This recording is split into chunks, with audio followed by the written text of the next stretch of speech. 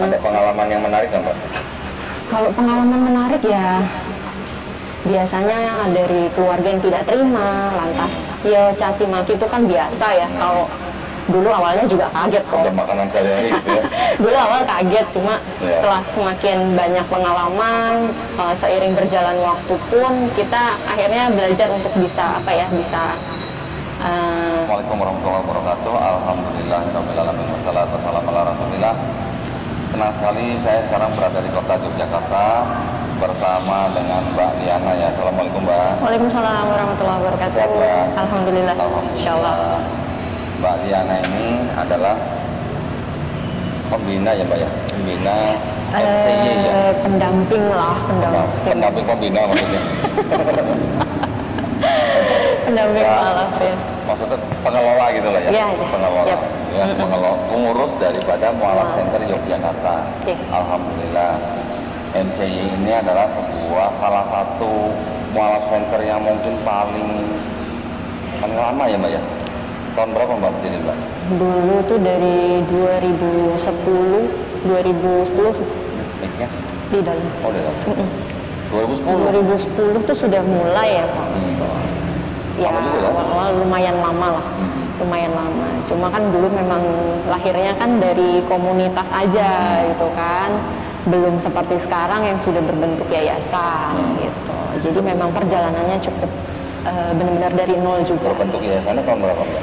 Dari kalau yayasannya tuh sekitar 2013-2014. 2013. Itu kan kita memang sudah membentuk strukturnya kalau di tahun itu.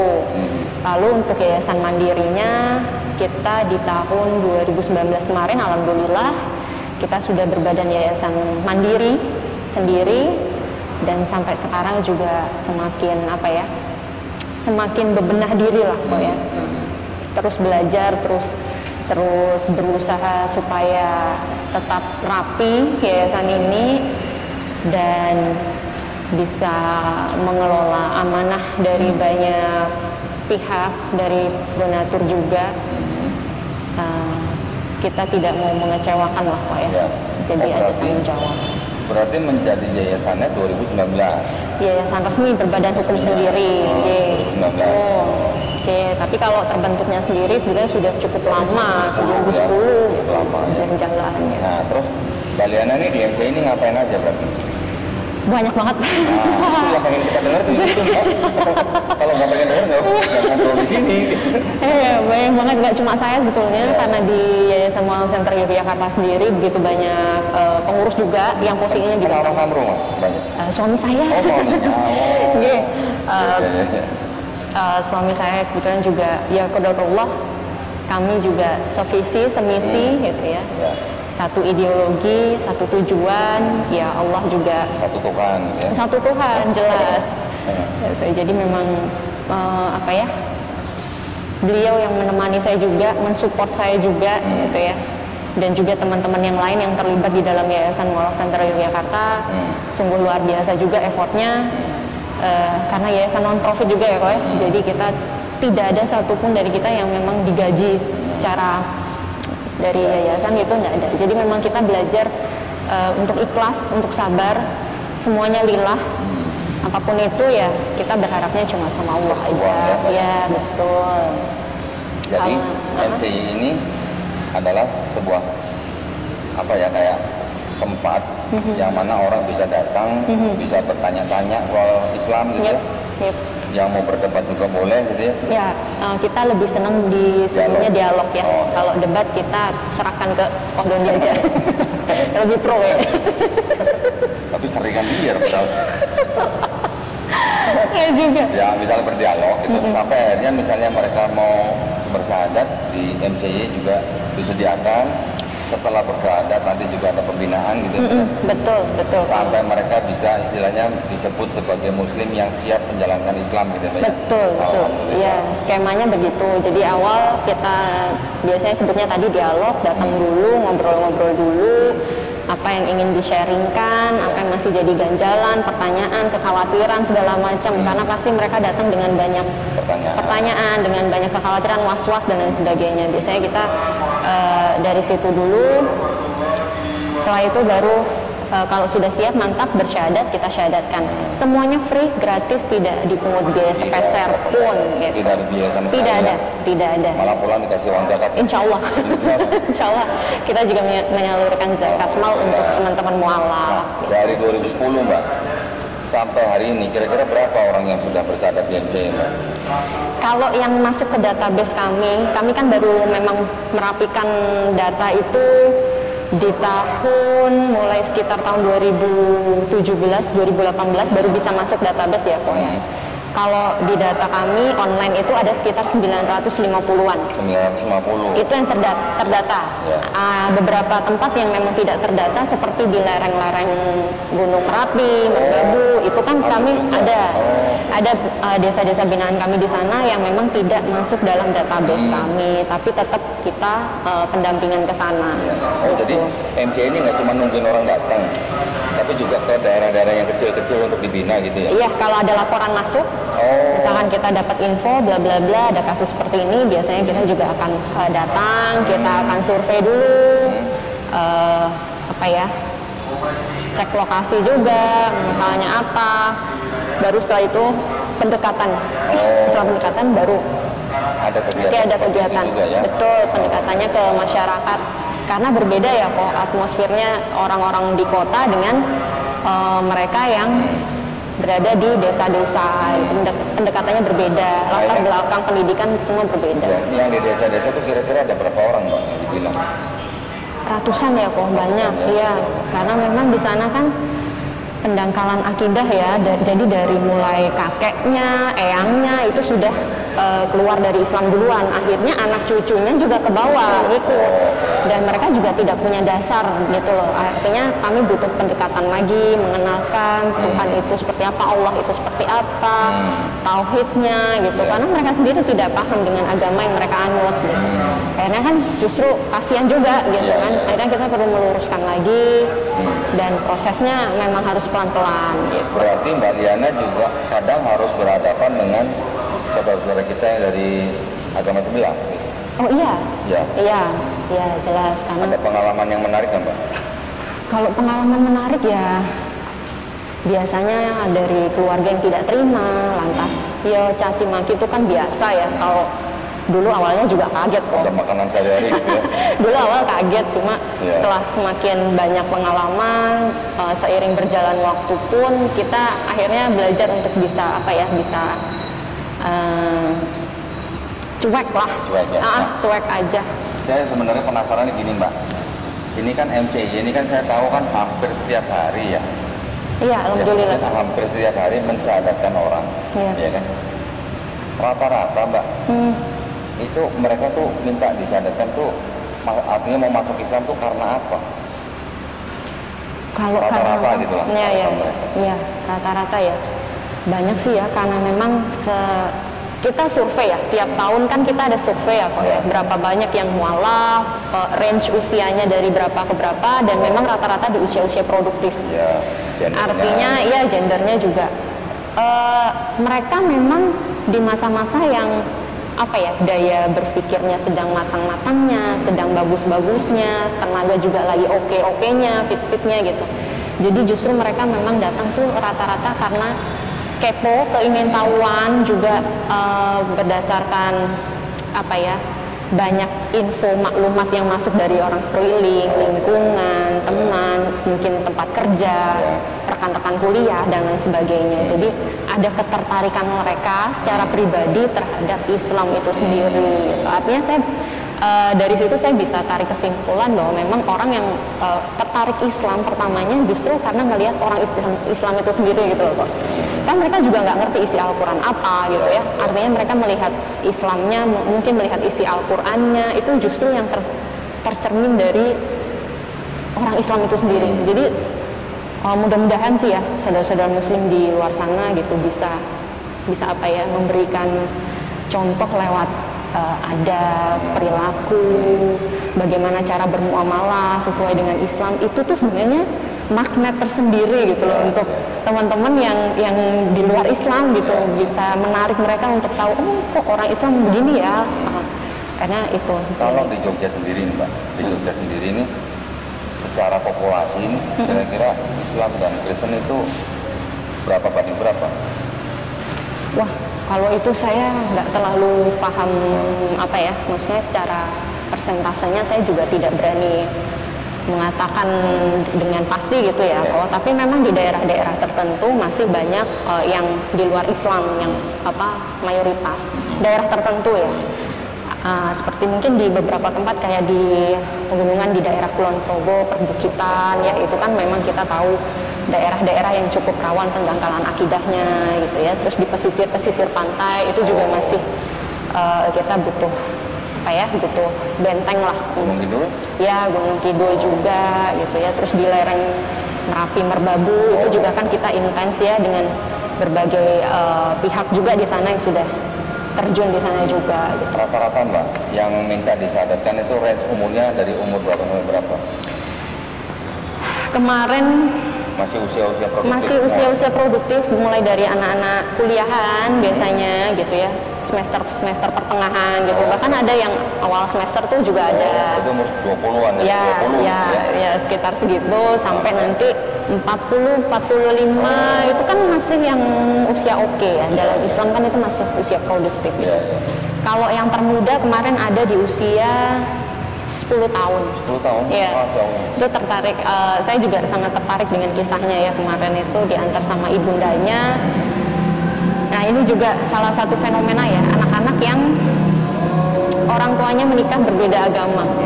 Ini yang kadang juga anaknya jadi bingung gitu kan. Ini kemarin 10 tahun tapi memang dia memilih sendiri. Saya sempat wawancara dan ada tayangannya di YouTube. Oh ya, tadi kan kira-kira usia 20 sampai 40 gitu ya? Ya, yang kurang lebih 40, terus 45. Kebanyakan yang bersyahadat di MC itu adalah orang-orang Jogja asli atau pendatang? Pendatang juga banyak. Oh, banyak pendatang? Banyak pendatang juga, ya tadi karena anak-anak kuliah, keluar dari kotanya ya, biasanya kan merantau terus ke sini, kuliah di sini. Yaitu mereka tertarik akhirnya memutuskan untuk syahadat. Bahkan dari luar negeri pun cukup banyak. Ada dari Korea, dari Belanda juga ada. Kemarin yang dari Belanda tuh satu keluarga. Karena di sana ternyata susah untuk legalitas masuk Islam gitu. Akhirnya kebetulan waktu itu sedang pulang ke Indonesia karena ibunya mereka tuh asli orang Indo. Dapat orang Belanda, suaminya punya anak 2. Nah, untuk mengurus legalitas di sana ternyata cukup sulit. Akhirnya kesini dan searching nemu Mualaf Center Yogyakarta. Waktu itu kemarin sudah ketemu dan ternyata mereka juga sudah bisa sholat, sudah bisa ya, dan lain sebagainya. Kita memfasilitasi untuk pembuatan sertifikatnya itu. Gitu. Alhamdulillah ya, Masya Allah. Iya. Pahalanya Mbak Liana ini udah nggak cuma saya, kayaknya tim banyak di belakang gitu ya. Banyak tim yang membantu. Pengalaman Mbak Liana selama berinteraksi gitu dengan Anda nggak Mbak yang paling menyentuh hati Mbak Liana gitu? Yang bikin terenyuh gitu? Saya tuh pertama kali dengan MC itu saya punya teman mualaf. Dia itu dari Katolik, keluarganya menentang, tapi dia tetap bertahan di rumah sampai dipukul, dikunci di dalam kamar, HP diambil, motor diambil, semuanya diambil. Dan kita sempat mau kasih dia HP baru, motor gitu, dia nolak. Dia bilang ini bagian dari perjuangan dia memeluk Islam. Ini yang harus dia lalui, gitu kan. Jadi dia pengen benar-benar survive, benar-benar struggle sendiri. Gitu. Jadi itu, dan berhadapan langsung dengan keluarganya. Dia nggak mau dianggap sebagai anak yang kurang ajar setelah masuk Islam. Jadi dia tetap bertahan di rumah, berjuang sampai orang tuanya menerima dia, keluarga bisa menerima dia.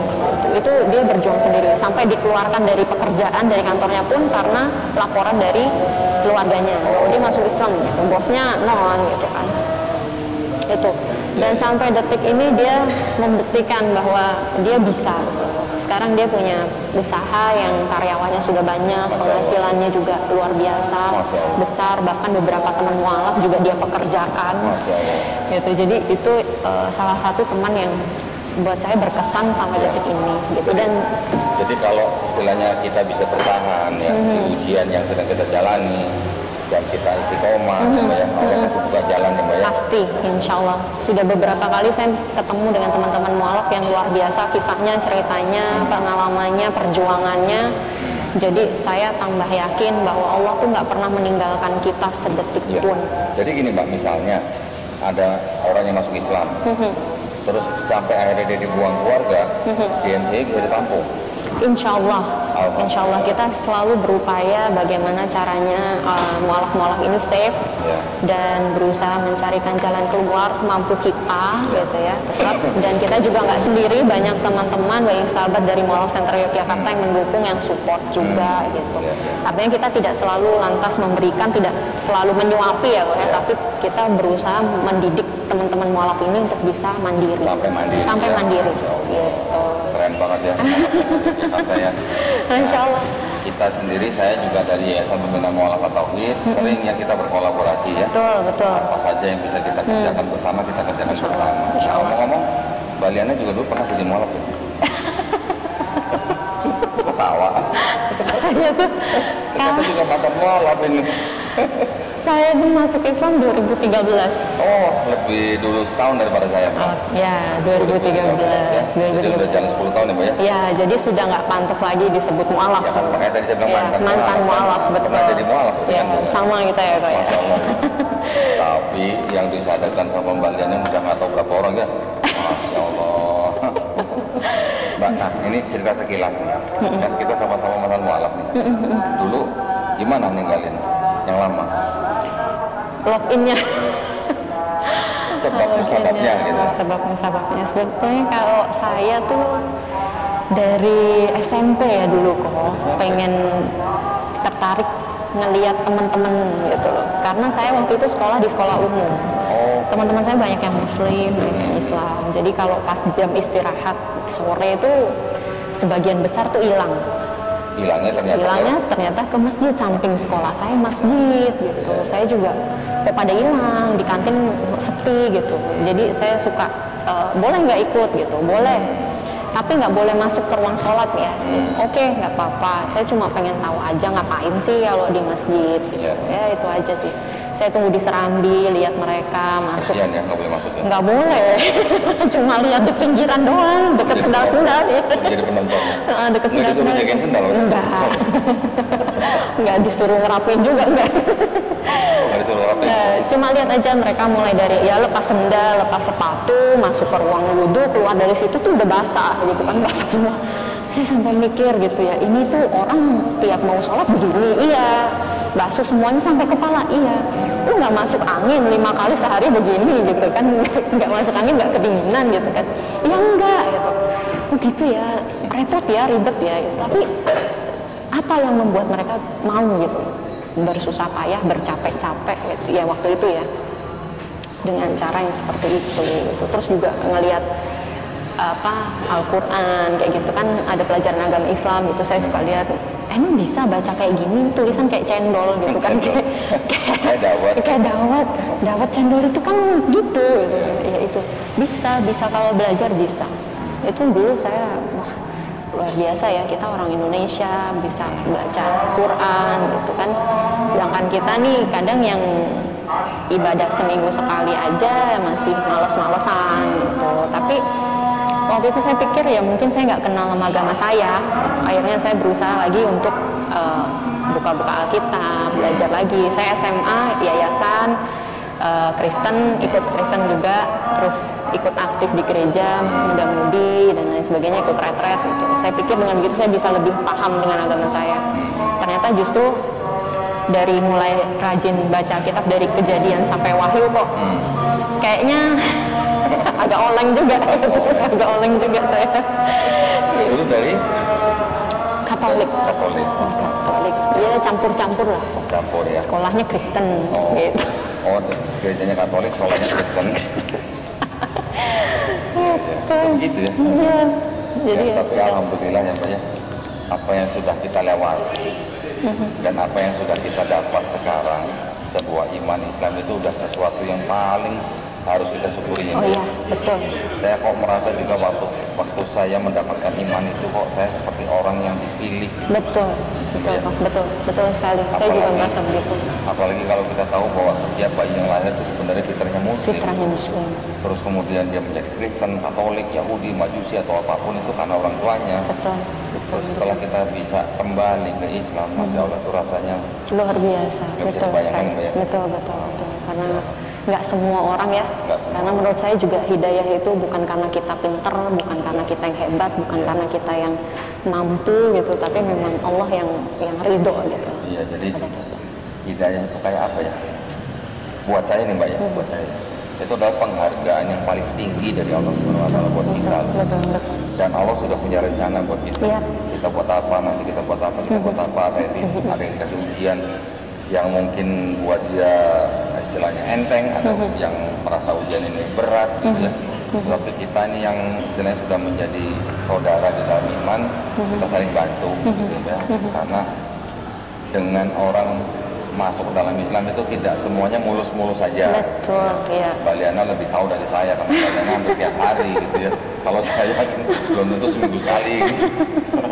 Ya Masya Allah nih Jogja ya, luar biasa. Sangat luar biasa pahalanya nih. Iri saya berarti nih.